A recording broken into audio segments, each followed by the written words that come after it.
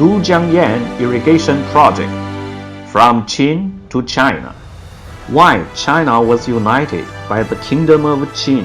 Since 221 BC, China has been united to be one nation by the Kingdom of Qin. The civilization of China has been going through until today. But why it was Qin, a small kingdom located in the west corner, could conquer many kingdoms and made Qin to be China? In 310 BC, Qin made a strategy, firstly to conquer the kingdom of Ba and Shu at the upstream of the Yangtze River, and then conquer the kingdom of Chu by the convenient transportation of the Yangtze River. After that, conquer all other kingdoms.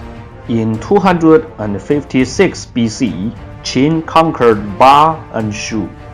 They decided to make the upstream area, Chengdu Plain, as the agriculture production area for their further wars. The king of Qin dispatched Mr. Li Bing to be the governor of Chengdu for the development of agriculture. At that time, Chengdu Plain was divided into two parts by the Minjiang River. Minjiang River, it flew through the Chengdu Plain and joined Yangtze. At the upstream of the Minjiang River, there was a mountain named Yulei. The river was blocked by this mountain and could not flow into Chengdu Plain. But big floods always brought disasters to the people and crops at the North River bank because of the silting problem. Mr. Li Bing decided to open a canal at Yulei Mountain and let the river into the plain by gravity. Mr. Li Bing started this project at the bending point of Minjiang upstream. They put rocks into bamboo cages and threw thousands of these cages into the river to create an artificial dam like a fish mouth. One side of the fish mouth was called the inner river, deep and narrow. The other side was called outer river, shallow and wide. So, during dry season, about 60% of the water flew into the inner river and 40% into the outer river. During rainy season, 40% of the water flew into the inner river and 60% into the outer river. However, they had to open a canal on this mountain. The mountain was huge with all hard rocks.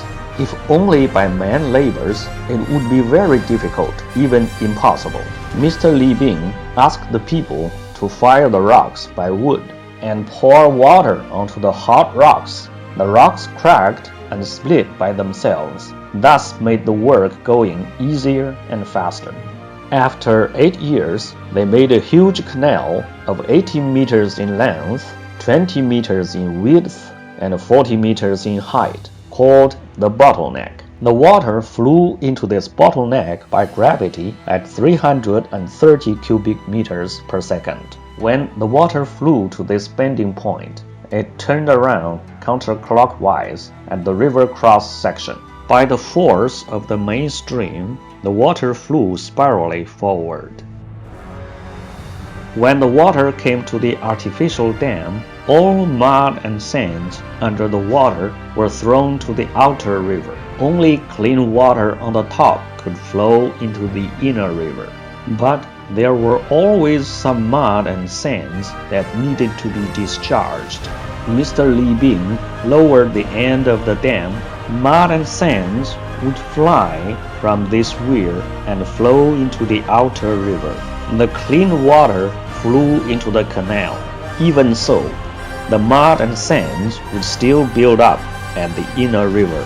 In each dry season, people had to clear the river bottom. Li Bing put a stone horse under the river as the standard depth mark. The workers would not stop taking out the mud and sands until they saw the stone horse. No more, no less. After this project finished in the year 248 BC, Minjiang River kept flowing from the canal into Chengdu Plain. It irrigated 200,000 hectares of farmland. The previous dry land became fertile. The Chengdu Plain became the kingdom of paradise with no drought, no hunger. Now the king of Qin got enough food to satisfy his military army. He started wars against the other 6 kingdoms. Qin's army force wiped out millions of the enemy troops. 221 BC conquered Qi. Finally, Qin established the first united nation in the year 221 BC. The country's name, China, originated from Qin.